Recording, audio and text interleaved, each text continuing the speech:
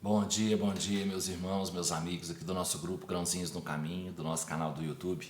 Sejam todos bem-vindos mais uma vez, mais uma quarta-feira, ao nosso pequeno compromisso diário, a nossa leitura do Evangelho segundo o Espiritismo, do Livro dos Espíritos, nossos grãozinhos no caminho de hoje. E hoje os nossos grãozinhos trazem para a gente o capítulo 10, Bem-aventurados aqueles que são misericordiosos. Não julgueis, a fim de que não sejais julgados. Aquele que estiver sem pecado, lhe atire a primeira pedra. Não julgueis a fim de que não sejais julgados, porque vós sereis julgados, segundo houverdes julgado os outros, e se servirá para convosco da mesma medida da qual vos servistes para com eles. Então os escribas e os fariseus lhe conduziram uma mulher que tinha sido surpreendida em adultério, e a colocaram de pé no meio do povo, dizendo a Jesus: Mestre, esta mulher acaba de ser surpreendida em adultério. Ora, Moisés nos ordena na lei para lapidar as adúlteras.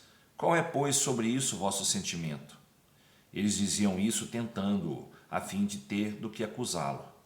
Mas Jesus, abaixando-se, escrevia com o dedo sobre a terra.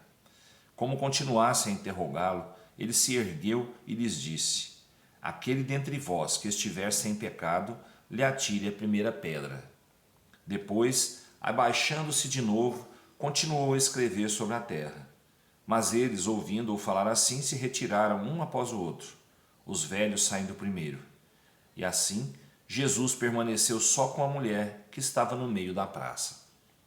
Então Jesus, se levantando, lhe disse: Mulher, onde estão os vossos acusadores? Ninguém vos condenou? Ela lhe disse: Não, Senhor. Jesus lhe respondeu: Eu também não vos condenarei. Ide e no futuro não pequeis mais. Aquele que estiver sem pecado, lhe atire a primeira pedra, disse Jesus. Essa máxima nos faz da indulgência um dever, porque não há ninguém que dela não tenha necessidade para si mesmo. Ela nos ensina que não devemos julgar os outros mais severamente do que julgaríamos a nós mesmos, nem condenar em outrem o que nos desculpamos em nós. Antes de censurar uma falta de alguém, vejamos se a mesma reprovação não pode recair sobre nós. A censura lançada sobre a conduta de outrem pode ter dois motivos: reprimir o mal ou desacreditar a pessoa cujos atos se criticam. Esse último motivo não tem jamais desculpa, porque é da maledicência e da maldade.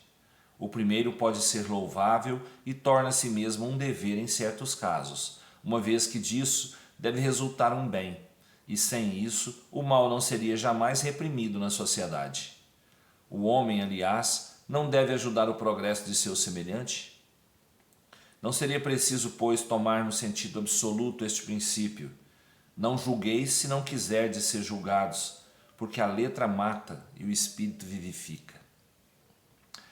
Jesus não podia proibir de censurar o mal, uma vez que ele mesmo disso nos deu o exemplo, e o fez em termos enérgicos. Mas quis dizer que a autoridade da censura está em razão da autoridade moral daquele que a pronuncia. Tornar-se culpável daquilo que se condena em outrem é abdicar essa autoridade, é se arrogar o direito de repressão. A consciência íntima, de resto, recusa todo respeito e toda submissão voluntária àquele que, estando investido de um poder qualquer, viola as leis e os princípios que está encarregado de aplicar. Não há autoridade legítima aos olhos de Deus, senão aquela que se apoia sobre o exemplo que dá do bem. É o que ressalta igualmente das palavras de Jesus. Muito bem. Não julgais para que não sejais julgados. Isso nós fazemos todo dia, né? Mesmo sem ver. A gente condena, julga, condena, né? Aplica a nossa pena aos outros, né? Que estão na mesma caminhada nossa. E às vezes, por uma coisa tão pequena que a gente cansa de fazer, né? Mas a gente tem a mania de olhar primeiro para o outro antes de olhar para a gente, né? Ver o erro do outro antes de ver o da gente. Nós temos que mudar esse ponto de vista nosso. Jesus fala para a gente não julgar ninguém, porque do jeito que a gente julgar, a gente também vai ser julgado, né? Então, para a gente cobrar alguma coisa de alguém, a gente tem que estar fazendo, né, o bem, fazendo o contrário daquilo que a gente está cobrando. Aliás, desculpa, fazendo a mesma coisa que a gente está cobrando da pessoa fazer. A gente tem que estar aplicando o que a gente está cobrando dos outros. Se a gente não der o exemplo, a gente não tem direito nenhum de cobrar nada de ninguém.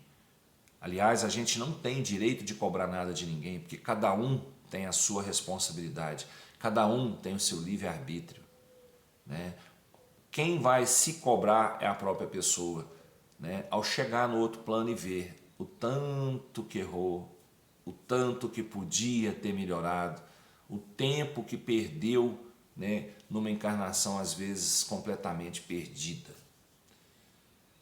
Então, nós não devemos julgar ninguém.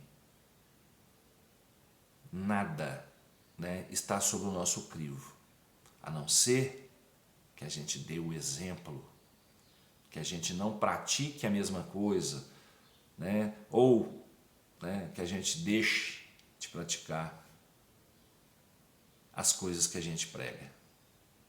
Tá certo? Então vamos lá, vamos olhar para o nosso próximo como um espelho, porque a gente costuma cobrar do outro aquilo que a gente não faz.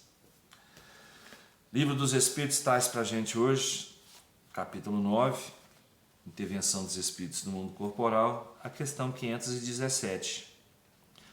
Há espíritos que se ligam a toda uma família para protegê-la? Certos espíritos se ligam aos membros de uma mesma família que vivem em conjunto e que estão unidos pela afeição, mas não creiais em espíritos protetores do orgulho de raça. Bom, essa coisa do orgulho de raça eu não sei falar para vocês o que é.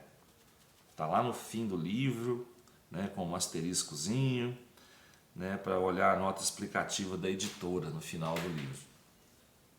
Mas, na mesma família que é unida pela afeição de pensamentos, de sentimentos, né, de energias, na mesma família certamente poderá ocorrer de um mesmo espírito guardião olhar por esses também, os membros dessa família.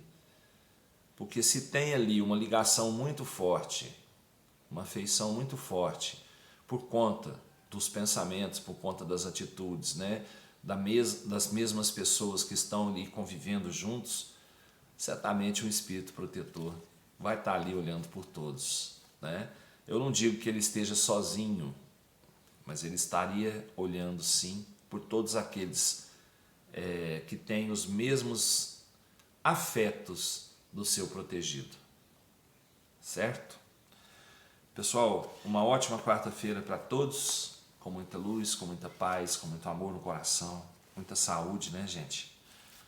Todos nós estamos precisando de saúde um pouquinho física, espiritual e mental, né? Nesse mundo de hoje a gente esquece sempre uma dessas ou duas dessas, né? A gente se preocupa só com uma. Vamos cuidar da gente, né? Uma ótima quarta para nós, que Jesus nos abençoe. Fiquem com Deus e até amanhã, se Ele quiser, e eu tenho certeza que Ele quer. Beijo no coração, pessoal.